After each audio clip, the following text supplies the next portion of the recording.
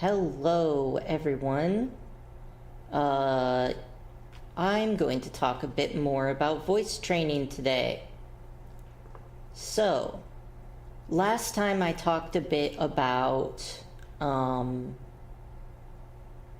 choosing voices you like and learning to describe them in ways that you can select kind of things about other people's voices that maybe you want to adapt into your own, right? You can't start changing your own voice until you know what is your goal, right?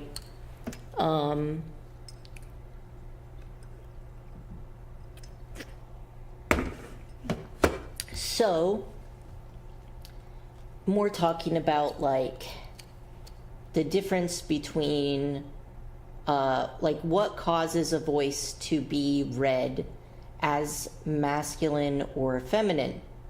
And I talked a little bit about this earlier, but usually people go for pitch, high or low pitch, because when you hear a voice, it's easy to tell if it's high or low pitch, and it's also easier to like do a high or low pitch for yourself, like high pitch and low pitch, right? That's very easy to know, so that's what people usually go to right away. However, having said that, actually resonance is another big part of how voices are gendered, masculine or feminine, and resonance is a lot harder to learn, but in my opinion, resonance actually does a lot more. It affects how a voice is masculine or feminine a lot more than just pitch alone. And obviously the two work together, but if you listen to somebody, there's lots of like women who and feminine folks who have like very low voices, but still very clearly identifiable as a feminine voice, and also the opposite. There's men who have higher pitches in their voices, and they're still very clearly identifiable as men. And resonance is kind of the key to doing that, right? So one thing that you can do is a lot of people tend to have like, so for me specifically, since I'm not educated enough to teach people, but I'm just going through my own process of what I'm being taught, and then practicing it to mostly just keep myself accountable, because I will just stop doing it if I have no way of keeping myself accountable. So for resonance, what I am working on is I'm working on having a lower resonance. My throat it holds a lot of tension, and I've done a lot of things to reduce that over time, but still purely by habit, I habitually kind of like increase my pitch and decrease my resonance as like a reflexive thing, whereas my natural voice does go a lot lower. I'm too used to making a cute voice. So for me, one of the things that I'm doing to try to like masculinize my voice is learning to relax my muscles in my throat that are constantly holding tension and holding that shape. So one of the exercises that helps to relax that tension is doing a yawn and then transferring it into a sigh and then a downward glide. So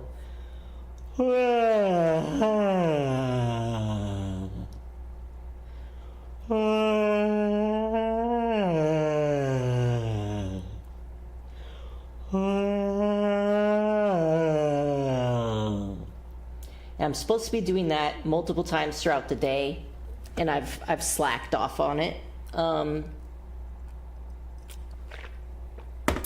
but that is kind of like just an easy warm-up exercise that just over time can help you no longer hold tension.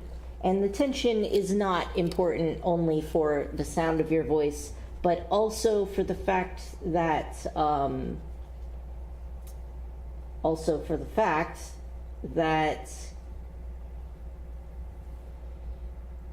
holding tension in your throat is painful, especially over time. So, you know, it's just a good thing to work on. Less tension is good. Less tension is good. So, open up into a nice big yawn.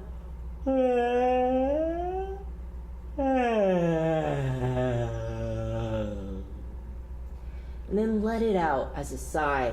I can feel the tension in my throat just like exiting my body. And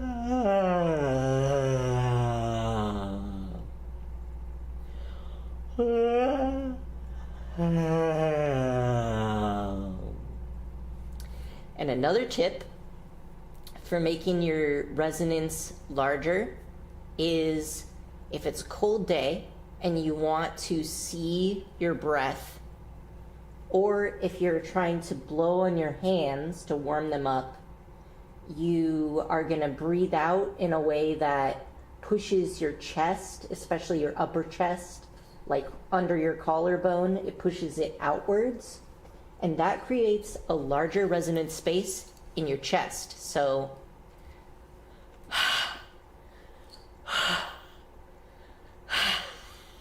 right? You're blowing out with kind of like a ha, right? So that increases your resonance. So if you feel where your chest is while you're doing that, and if you try to hold your chest in the warm up ha position, and you can hold it that way while you talk, and it will increases your resonance a bit. Okay. I'm holding out my chest in the position, and sometimes one thing alone doesn't make a huge difference, but if you do multiple things at once, it does. So, let's try the yawn size, but once we reach the bottom, so we're going to yawn, and instead of a downward glide, we are going to downward glide a little bit. So we're going to downward glide a little bit and then count from 1 to 5, right? So, 1, 2, 3, 4, 5. And that kind of gets you into the habit of making words with that lower resonance.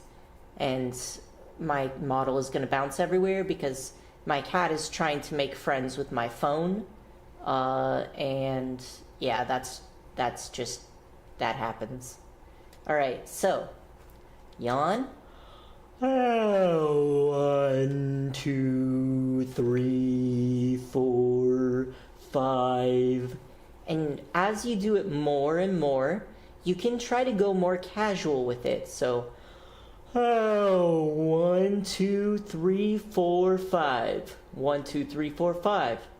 Now I'm holding it. I'm holding the resonant space, and my voice sounds a bit different. So instead of being super, hold on, let me get myself back to baseline.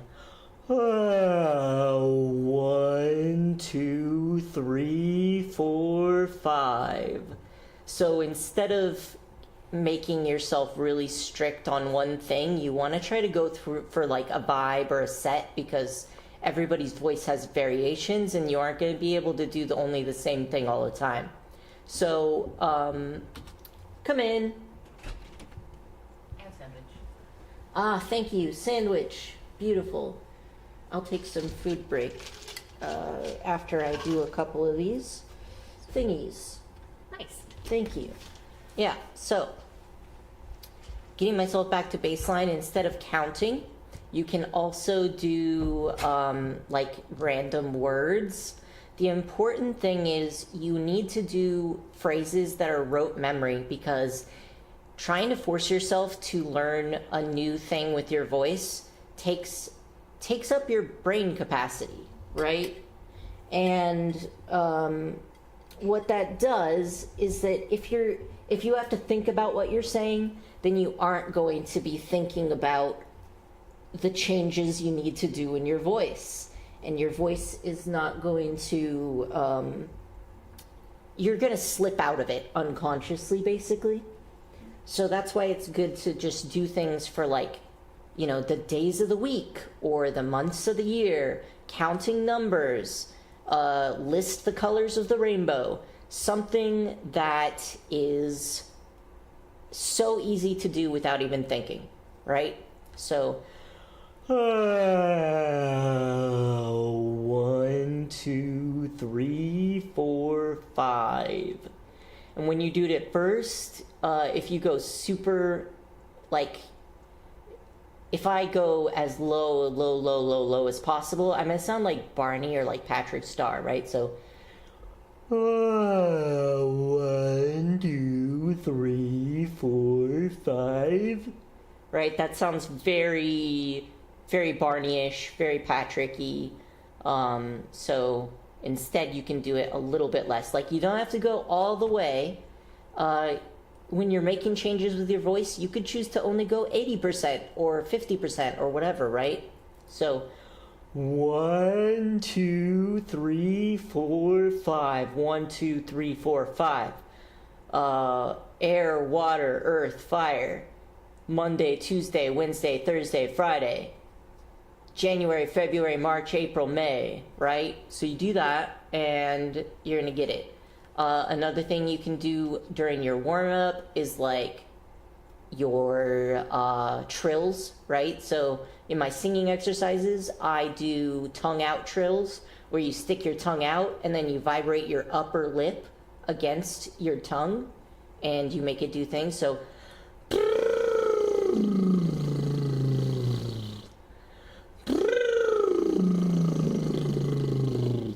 and that creates this kind of vibration that really helps relax your voice. And as you can see, my voice seems a lot more natural now. It's like a little massage, right? So, along with that, one thing that you can do is, let's see, going through my notes here.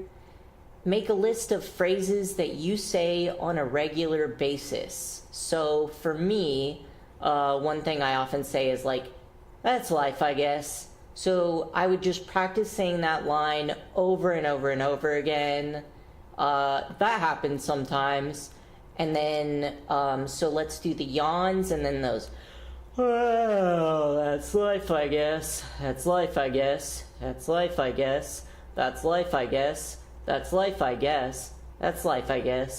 That's life, I guess. That's life, I guess. That's life, I guess. And once you do it enough times, then these phrases will act as little reminders to you.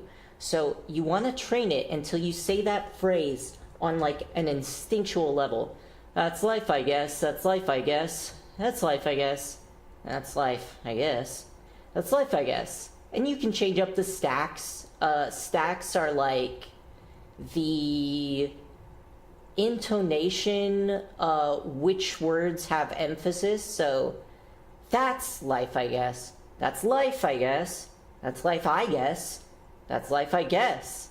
Right? So you change that around a little bit, and that way you'll be able to say the phrase in different ways. But the point is, you want to get it so that when you say those words, you're going to think of your voice training, and it's going to remind you if you've slipped out of your voice and you haven't noticed. So that's why you want to pick phrases that you already say a lot. So like, oh, that's life, I guess. That's life, I guess. That's just life sometimes. It is what it is. I've made mistakes in this life. That is unfortunate. The universe loves me today. My luck came through. I'm fine. I love you. I love you so much. You're my favorite. Welcome home. Have a good day, my love. How are you? How's life treating you these days? I'm hungry. I'm so tired. I'm starving. It's about time to eat. Good job. Life sucks, but we'll get through this together. Thank you. I'm being oppressed. Why are you like this? I'm so sick. I'm so tired. I just go through a list of things and you just practice them. You practice them a lot. I've made mistakes in this life. Oh, I've made mistakes in this life. I've made mistakes in this life. I've made mistakes in this life. I have made mistakes in this life. I've made mistakes. That's unfortunate. That is unfortunate. That's unfortunate. That's unfortunate. That's just life sometimes, right? So you just rote memory, you just do it a lot. So what happens is you'll be talking and then you'll suddenly say one of these lines and you'll be like, oh, that's the line. I forgot to do my voice that I'm trying to do all the time. All right, so then you say the line again and it kind of helps you get back to your baseline. Another thing that you can do is like have a word that is easy to slip in anywhere no matter what. So things like right, like an affirmative or a negative, or like I like to think of them as fluff words, but things like and ah and oh, right? Like, oh, I see, right? Little things like that you could pepper into your speech wherever you want, and practice that to also help you like remember it, right? So, oh, yeah, that's so. Ne. What's up? Oh, yeah? I'm not sure about that. So these are like little reminder bombs, like tying a string on your finger. Yeah. So let's see, what kind of things do I want to talk about here? Another thing with masculine or feminine is that the voice conventions change. Like there's a different norms for cadence and like how you emphasize. So if you emphasize your voice by going up and down in pitch, like, oh no, did that happen? Oh, I'm so sorry. And you can see that the pitch goes up and down. Whereas with a masculine voice, it tends to be more constant tension. It's not bouncing. And in addition, it can be more barky. Oh, no way. Is that so? Dang. That sucks, man. Like, you want a little bit more explosion going on. Right? So feminine is more flowy, bouncing up and down, like, oh, is that so? Yeah, I think so too, right? So there I kept kind of a lower pitch, but because I used more feminine intonations, it sounded more feminine. So what I like to do is my sexy villain voice. Let's see, what kind of words would a sexy villainess say? Catch me if you can, right? Like, you're really trying to attack me with that pathetic thing? I don't know, you can say things like that. And then, as you can see, it kind of goes up and down, but it still stayed at a fairly low pitch. But my resonance was smaller. I've reduced the size of my vocal tract while I'm saying those things, and because of that, it comes off as more femme. So if we're talking about masculine,